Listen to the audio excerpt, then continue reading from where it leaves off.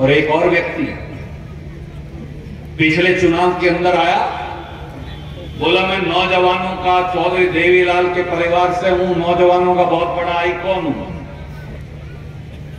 मैं मनोहर लाल ये रणदीपुर से नहीं निकलता, बोला मैं निकाल कर आऊंगा मनोहर लाल खट्टर को, यमुना पार करवा के आऊंगा। कहा करता था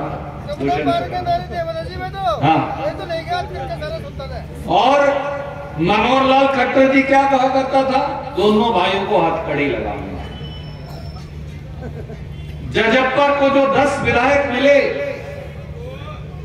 वो टोहाना से मिला, वो नरवाना से अपने इलाके से मिला, अपने इलाके ने दिए बना के, कड़ियां बाहर से नहीं लेकर आए, नारनौत से मिला।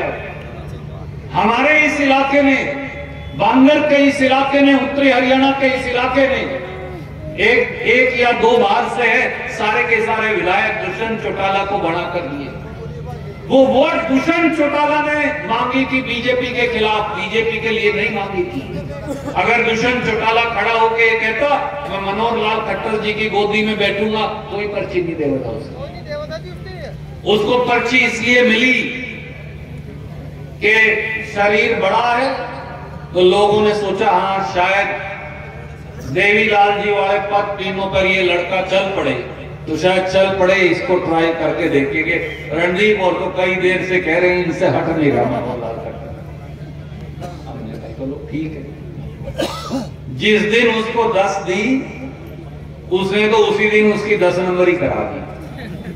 23 विभाग लेकर दुष्यंत चौटाला सत्ता की मलाई खाने लग रहा है। मेरी बात गलत है तो बता। मेहनत कष्ट लोगों का इलाका, खेती और किसानी करके अपनी रोटी कमाने वालों का इलाका, और बांगर की इस धरती के हम, आप और मैं, हम सब हिस्से। इस इलाके के बारे में मैं हमेशा कहा करता हूं, हमारा इलाका हाथी की तरह है। हाथी का शरीर तो बहुत बड़ा है, पर उसकी आंख परमात्मा ने छोटी लगा रखी है। तो अगर हाथी न्यू और न्यू देखे तो कई बार उसको अपना दांत थोड़ी दिख सकता, वो तो सामने जो देखने लग रहे हैं उसको दिखने लग रहा है कि ये इतनी बड़ी चीज है।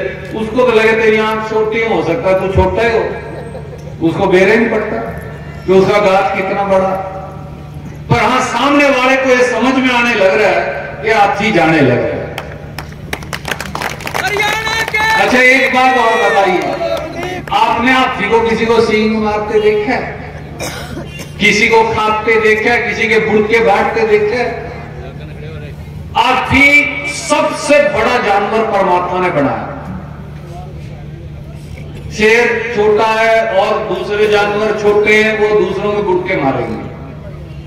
हाथी किसी के सींग नहीं मारता, वो अपने रास्ते चले जाने लग रहा है, बस अपनी मौज के अंदर सीधे साधे सरल तरीके से उसने चलते रहना। घास से ज्यादा और कुछ खाना नहीं, किसी जानवर को मारना नहीं, किसी का नुकसान करना नहीं। ये इलाका ऐसा ही है। हम ना तो किसी के सींग मारते, ना किसी के किलों पे कब्जा करते, ना किसी के दूसरे को छड़ के आते, ना किसी को परेशान करते। सरल और सादी जिंदगी वाला ये जो बांगर का इलाका है, जिसमें किलायत, जिसकी अगर मैं राजधानी कहूं, ये किलायत, कैथल, नरवाना, उचाना, ये इसकी राजधानी है जींद, तो इसलिए इसका केंद्र बिंदु है इस सारे इलाके का। तो ये वो सरल इलाका, इसलिए हम तो अपने आप को कहते हैं हम भोले हैं। जो मेरा भाई भी कह रहा था, मैं भी कह रहा हूं, जो लोग गणेश गाने वो अपने को बावड़ा भी बता देते हैं, पर हम बावले नहीं। हमारी सादगी, हमारी सरलता, हमारे भोलेपन, हमारी शराफत को हम हमारी कमजोरी मत मान ले हरियाणा का कोई व्यक्ति। ये इलाका सरल है, ये इलाका ईमानदार है, ये इलाका मेहनत कश है, ये इलाका सादगी वाला इलाका है। पर उसका ये मतलब नहीं है कि हमें कोई ये मान ले कि हमारा भोलापन हमारी किसी कमजोरी की निशानी है। इस बात को जैसा चौधरी छोटू राम कहा करते थे, और एक समय में बाबू जगजीवन राम ने भी मुझे बात कही बहुत छोटा मैं जब होता था, पिताजी के उनके संबंध थे कि जिस दिन इलाके अपना भला करने वाले, अपना काम करने वाले, अपने इलाके को आगे बढ़ाने वाले उनको समझ लेंगे, उस दिन इलाके आगे बढ़ेंगे। आदमी, मेरे बुजुर्गों, काका ताऊ, भाइयों, माताओं, बहनों, आदमी महत्वपूर्ण नहीं। मैं सहमत हूं मेरे भाई से, धर्मवीर से। जो व्यक्ति भी कलायत, कैथल, पुंडरी, गुलाचीका, पेवा, कुरुक्षेत्र, कानेसर, जींद, उचाना, जुलाना, उकलाना, बरवाड़ा, नागनौर, नरवाना, इनको आगे बढ़ा सके, कम से कम उसकी मदद करने की आवश्यकता है। नहीं तो हम एमएलए तो कोई ना कोई, देखो जी, 2 पहलवान एमएलए के चुनाव में खड़े होंगे, 3-4 भी हो जाते हैं, फिर तो कलायत में कोई ना कोई तो बनेगा। ये तो है नहीं सकता कि सीट खाली रह जाएगी, एक ने तो बनना है। कोई एमपी का चुनाव लड़ेगा, कोई ना कोई तो बनेगा। ये भी नहीं हो सकता कि सीट खाली रह जाए। पर हम एमएलए, एमपी और कभी कभी वजीर कई बार बढ़ा चुके। मैं आज आपसे दूसरी बात आपसे करूंगा किसान मजदूर की और नौजवान की, पर एक सवाल आपके जहन में आज छोड़कर जाता हूं। आज शाम को परमात्मा का नाम लेके जब रोटी खा के आदमी एक घड़ी राम का नाम लेता ही सोने से पहले, तो एक घड़ी जब वो आए कि आप रोटी पानी खा के खाट पे लेट के सोने से पहले राम का नाम ले, आदमी उस समय और कुछ उसके मन में जंजाल नहीं होता, घर का, बाहर का, खेत का, इसका उसका, तो उस समय एक सवाल खुद से पूछिएगा, इस इलाके को आगे कौन ले जा सकता है और अपने इलाके को हमेशा पिछलग्गू बनाना कौन चाहता है? बस आपको जवाब मिल जाएगा। आपको लगे हम सारे भाई, मैं, धर्मवीर भाई और हम सारे जो इस मंच पर बैठे हैं वो इलाके की लड़ाई भी लड़ रहे हैं, तो फिर मैं आपको केवल ये कहूंगा कि आपका आशीर्वाद और प्यार, आपका स्नेह और प्रेम वो लगातार बढ़ जाए, तो इतने में हमारा काम चल जाएगा। आप जब एक बार हाथ खड़ा करके अपना आशीर्वाद का हाथ हमारे सर पे रख देते हैं, जब आप एक बार हाथ खड़ा कर देते हैं, तो उतने से हमको ये लगता है कि हमारी ताकत जो है कद 6 फुट की बजाय 60 फुट हो गई। उसी दिन एक बार हाथ खड़े करके ये बता दीजिए कि आपका प्यार और स्नेह, बहुत बहुत शुक्रिया, इसी प्रकार से बढ़ा रहे। किसान परिवार प्रति साल देते हैं किसान सम्मान निधि का। मैं किसान का एक बेटा, नरेंद्र मोदी जी आपसे पूछता, मनोहर लाल खट्टर जी, दुष्यंत चौटाला आपसे पूछता, आप 6,000 रुपए तो हमें देते हैं पूरे परिवार को और 25,000 रुपया प्रति हेक्टेयर हमारी जेब से आप टैक्स लगाकर चोरी कर लेते, ये कौन सा न्याय है? मैं कल को मेरे भाई की जेब में हाथ डालूं, कितने रुपये? 1,000 रुपये, 1,000 अपने पास रख लूं, ले भाई 100 तेरे को देने लग रहा, खुश हो जा, ताली बजा। 900 तो अगले ने अपने पास रख लिए। 56 रुपए लीटर का डीजल था मेरे बड़े बुजुर्गों जब कांग्रेस की सरकार थी। 72 रुपए लीटर, 71.5 रुपए लीटर का पेट्रोल था। आज वो 95 और 100 रुपए, कई 100 रुपए तो पेट्रोल तो कई बार टप के फिर उल्टा आ जाता है।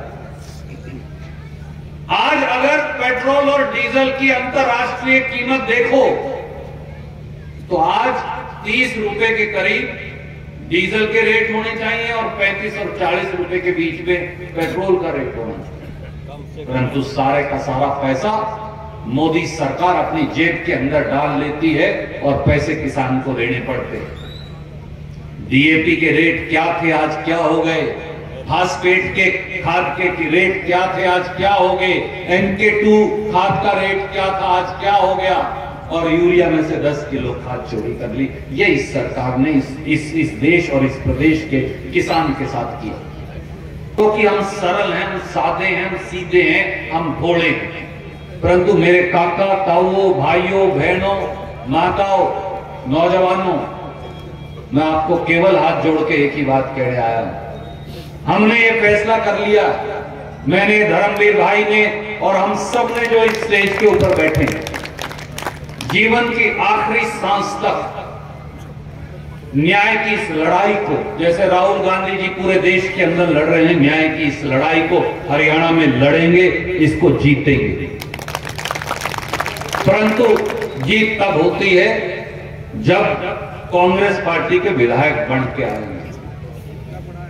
माफ करना, इससे पिछली बार, इस बार तो चलो 567 वोट से मैं हार गया, उससे पिछली बार मैं कल्ला ही जीता पूरे जिले के अंदर। फिर मैं अकेला हूं, फिर आपको हमारा राज भी ला के दे, मैं कहां से ला के दूं? देखो मैं खरे बांगरू बात कहने लग रहा हूं। सर गिने जाएंगे साहब आखिर में। ये 37 सीट है। इन 37 में जब कांग्रेस जीत जाती थी, 1991 में जब पिताजी थे चौधरी वीरेंद्र सिंह जी थे, हम जीत के 52 सीट आई, तो मेजोरिटी यहां से आई, हमारी सरकार बन गई। 2005 में जब मैं सरपंच साहब कार्यकारी अध्यक्ष था, आपको तो याद है, भाई साहब तो खैर साथी थे, उस समय 67 सीट जब कांग्रेस की आई, ये सारी सीट उत्तरी हरियाणा की हम जीत गए, मेजोरिटी सीट आई, हमारी सरकार बन गई। जब उत्तरी हरियाणा में कांग्रेस हार जाती, कांग्रेस सत्ता से बाहर हो जाती। तो इसलिए सत्ता की कड़ी आप है, 20 एमएलए, 25 एमएलए, 30 एमएलए आप रणदीप को बना के दे दो, राज में आपकी जोड़ी पर लाकर खड़ा करती है, चौथा खेड़े में लाकर खड़ा करती है। इसलिए मेरे बुजुर्गों, मेरे साथियों, पार्लियामेंट का चुनाव, असेंबली का चुनाव दोनों सामने।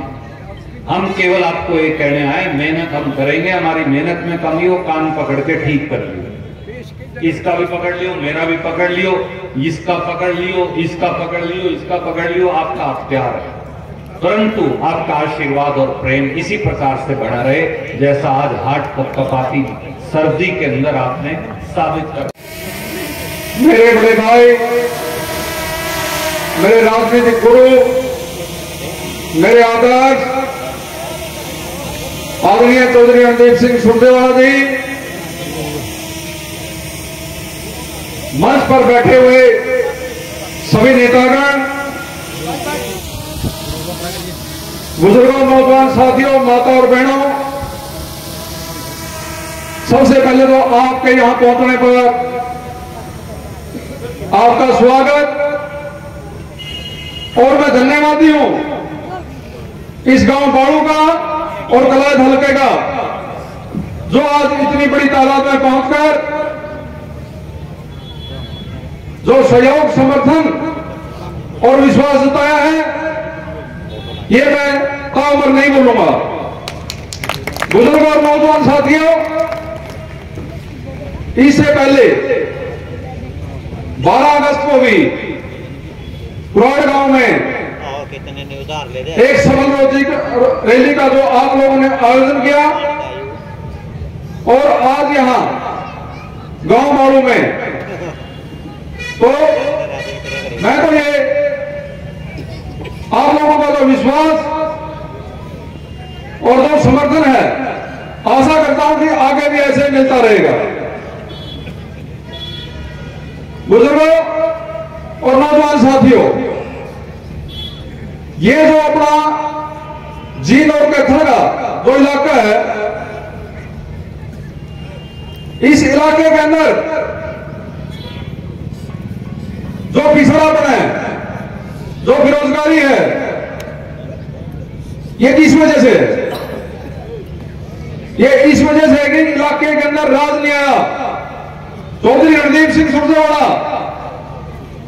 10 साल जब यहां कैथल में मंत्री थे, 10 साल में इन्होंने वो काम करके दिखाया जो बीजेपी का 10 साल का राज में पूरा कैथल जिला और पूरा जींद जिला में मिलाओ तो वो भी काम नहीं हुआ जो रणदीप सिंह ने अकेले कैथल जिले में 10 साल में करके दिखाया था। मैं तो आप लोगों से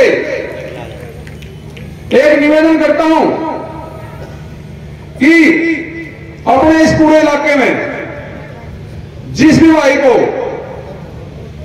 कांग्रेस पार्टी की टिकट मिलती है, चाहे वो जींद की बात हो, चाहे वो कैथल की बात हो, जो भी अपना बांगर का पूरा इलाका है, उस भाई का बढ़ चढ़ करके साथ हो और भाई रणदीप को मजबूत करो, कांग्रेस पार्टी की मजबूत करो, सभी इलाके के अंदर आ जाएगा। एक बात सच्चाई है, देखो भाई साहब, जींद से भी इलेक्शन आ रहे, कैथल से भी इलेक्शन आ रहे, और उसके बाद भी आज हिंदुस्तान की राजनीति में पहले 2, 3, 4 आदमियों में भाई साहब का नाम है, वो तो आप टीवी पे अखबारों में देखते होंगे। ऊपर का जुगाड़ है, नीचे का जुगाड़ तो हमने करना पड़ेगा। जब जाएगा इलाका में राज होगा और जब ही जाएगा इलाका में काम होंगे। आप रोहतक को देख लो, आप सिरसा को देख लो, आप हिसार को देख लो, आप भिवानी को देख लो, वो इलाके कहां से कहां पहुंच गए। और एक अपने इलाके को देख लो, एमएलए बनाते रहो, मंत्री बनाते रहो, इनसे अपना काम करने वाला नहीं है। जब तक इलाके के अंदर राज नहीं आएगा तब तक इलाके के अंदर मजबूती नहीं मिलेगी। और राज इलाके के अंदर कौन जा सकता है? सुपुर्दा नजर मार के देख लो, जो ये शख्सियत तुम्हारे बीच में बैठी है, पंचकुला से लेकर जींद तक जो ये पूरा इलाका है, इस इलाका में कोई भाई है कहता हो भाई फलाना आदमी राजदेश का है, तो फिर कोई उसकी बात पकड़ना आपसे तैयार है। एक ही आदमी जो अपने इलाके के अंदर राजदेश का है, वो है रणदीप सिंह सुरजेवाला। इसका पुंजड़ पकड़ना पड़ेगा, दौड़ता है, क्योंकि चाहे हिसार की बात हो, चाहे रोहतक की बात हो, चाहे अपनी रिवाड़ी महेंद्रगढ़ की बात हो, चाहे सिरसा की बात हो, वहां के लोगों देखो, आप अपने अपने इलाका में जो उनके लीडर है ना, उनके पीछे लग रहे हैं पिछले 30-30 साल से। और अपना जो भोला इलाका कह लो, इसमें चाहे बाहुल इलाका कह लो, 200-200 किलोमीटर है, 300-300 किलोमीटर है, आदमी आ गए यहां और वो कह जाते हैं, बोर्ड ले जाते हैं तुम्हारे, और बाद में आवा कोई संभालना है, कोई संभालना आज तक कोई संभाल नहीं आता। इसलिए इस बात का ध्यान रखो, ये पीछे पिछली प्लान में से बाड़ो गांव में यही नाथ मंडी में रैली हुई थी, हुई थी नहीं हुई थी? सारा देश बंदा लग गया ना, सीएम आया खड़ा हो सीएम फिर इन चीजों का ध्यान दे लो, पहचान करो, अपने गिर पड़ेगी। जब तक पहचान नहीं करोगे, जब तक इलाका का समाधान नहीं हो सकता। इलाके की पहचान करो, नेता की पहचान करो, तब जाएगा उसको मिलो। वो देखो, दूसरी बात मैं कहना चाहता हूं, जो अपनी बेटी थी पूनम रानी, अपने गांव की जो शहीद हुई बेटी, तो उसको भी मैं सिर झुकाकर नमन करता हूं। और एक बात आपके बीच में रखना चाहता हूं कि विधानसभा के अंदर शोक संदेश पढ़ा गया। उस शोक संदेश के अंदर अपनी बेटी का, जो शहीद हुई बेटी, उसका नाम तक नहीं लिया। हिसार से रक्षित लड़का जो लेफ्टिनेंट था, उसका नाम शोक संदेश में पढ़ा गया, और मंत्री जी का जो भतीजा था, उसका नाम शोक संदेश में पढ़ा गया। तो इससे बड़ी क्या फैलियर होगा उस नुमाइंदा का? अरे काम करने तो दूर की बात है, सबसे पहले तो मान सम्मान होना चाहिए। ये अकेला बाड़ो गांव का नहीं, या हमारी बेटी का नहीं, ये पूरे इलाके का मान सम्मान की बात थी। शोक संदेश में उसका नाम नहीं पड़ेगा, क्योंकि वो एक गरीब की बेटी थी, वो एक राजनेता की बेटी नहीं थी, वो एक पैसे वाले की बेटी नहीं थी। अगर उनकी बेटी होती तो उसका नाम वहां शोक संदेश में पढ़ा जाता है। तो इन चीजों को बुजुर्गों, नौजवान साथियों, इन चीजों को ध्यान रखो कि इलाके का मान सम्मान कैसे गिरता है और कैसे बढ़ाया जाता है। जो ये अपना बाड़ो गांव है, 13-14 हजार वोटों का गांव है बाड़ो गांव, और इस गांव के अंदर कोई हॉस्पिटल नहीं, कोई कॉलेज नहीं, कोई पानी की व्यवस्था नहीं, जोड़ों में डूब के यहां बच्चे मर रहे हैं। जो जोड़ों का यहां घोटाला कितना बड़ा हुआ है, जो जोड़ों टेंडर में, अपने गांव की देख लो, गैर तक उसके अंदर पड़ी है जोड़ में भी, सीवरेज का पानी उस जोड़ के अंदर जाने लग रहा है। अगर आप रोहतक, सोनीपत, हिसार, सिरसा में जाके देखो, 5,000, 7,000 जो वोटों के गांव है ना, उन गांवों के अंदर भी गवर्नमेंट कॉलेज, हॉस्पिटल सभी कुछ बने हुए। और एक बात और मैं अपने इलाके में लोगों को ये बताना चाहता हूं कि बुजुर्गों, इस पूरे इलाके के अंदर चाहे वो कलायत की बात हो, चाहे कैथल की बात हो, चाहे गुला जगह की बात हो, चाहे टुंडरी की बात हो, चाहे नरवाणे की बात हो, पूरे इलाके के अंदर चाहे वो शमशेर सिंह सुरजेवाला मंत्री रहे, चाहे वो रणदीप सिंह जी रहे, चाहे वो बिजली की बात हो, चाहे वो पानी की बात हो, चाहे वो सीवरेज व्यवस्था की बात हो, चाहे स्टेडियम बनाने की बात हो, हर चीज में पूरे इलाके में अगर किसी का योगदान है तो सुरजेवाला परिवार का योगदान है और किसी का कोई योगदान नहीं। आज हमारे बच्चे आप देखो कि आज से 2 साल 3 साल पहले गांव में 150 200 बच्चे रेस लगाते मिलते थे। पिछले 1 साल से जब से इन्होंने ठेकेदारी प्रथा शुरू करी है, सारे के सारे बच्चे विदेशों में भागने शुरू हो रहे हैं। आज ऐसा कोई गांव नहीं भाई साहब अपने इलाके में जिस गांव से 100 150 200 बच्चे विदेशों में जा रहे हैं। उसका कारण क्या है? उसका कारण है सिर्फ बेरोजगारी और गांव के गांव खाली हो रहे हैं। जो बच्चा विदेश में जा रहा है बाड़ो गांव से लगाओ और बाड़ो गांव में 200 बच्चे विदेश में जा रहे हैं, 200 में से सिर्फ 10 कर इसे पाओगे जिनने अपना प्योत का से अपना बालक बाहर भेज दिया हुआ। नहीं, 190 परिवार में है जो परिवार अपनी जमीन बेच कर या कहीं गुंठा ले गए 50-50 लाख रुपए उठाया विदेशों में बेचने लग रहे हैं और उसकी भी कोई तसल्ली को नहीं कि वो वहां पहुंचा गया नहीं पहुंचा गया। इतना बड़ा रिस्क ले गए अपने बच्चों को वहां भेजने लग रहे हैं। अपना बच्चा अगर कैथल या नरवाना में चला जाए और शाम को करना पड़ता। हरियाणा की 2.5 करोड़ जनता इस बैलगाड़ी में सवार होगी और इस बैलगाड़ी के बैल हम सब, इस बैलगाड़ी के पहिए हम सब। हम ये चाहते हैं कि हरियाणा की जो जनता है वो इस बैलगाड़ी की सवार बने। आज किसान और मजदूर पर जो हमला हो रहा है मोदी सरकार द्वारा भी और खट्टर दुष्यंत सरकार द्वारा भी, उसके खिलाफ एक निर्णायक लड़ाई का संघर्ष किसान कांग्रेस ने और हमारे साथी धर्मवीर कोड़ेखा जी और पूरी किसान कांग्रेस की टीम ने जो किया है, मैं इसके लिए इनको साधुवाद देता हूँ। मुझे ये विश्वास है कि अगले संसदीय चुनाव में जो 2 महीने के बाद आएंगे और जो 6 से 7 महीने के बाद विधानसभा के चुनाव होंगे, उनके अंदर कांग्रेस पार्टी दिल्ली में भी और हरियाणा में भी संपूर्ण बहुमत से लौटेगी और एक ऐसी नई दिशा और दशा का निर्माण करेगी। गरीब किसान, छोटे छोटे मजदूर, गरीब साथियों और नौजवान और महिलाओं के लिए जो वाकई में उनकी जिंदगी को न्याय देगा। देश के 4 शंकराचार्य रैलियां कर रहे हैं कांग्रेस के अंदर और कांग्रेस के बाहर। सुरजेवाला का सियासी वध करने की तैयारियां होती हैं, क्या डगर पर कायम रहेंगे सुरजेवाला? देखिए, कांग्रेस का काम करना आखिरी दम तक ये मेरा कर्तव्य है और हम सब साथियों का कर्तव्य है। कांग्रेस की मजबूती के लिए हम कार्य करते रहे हैं।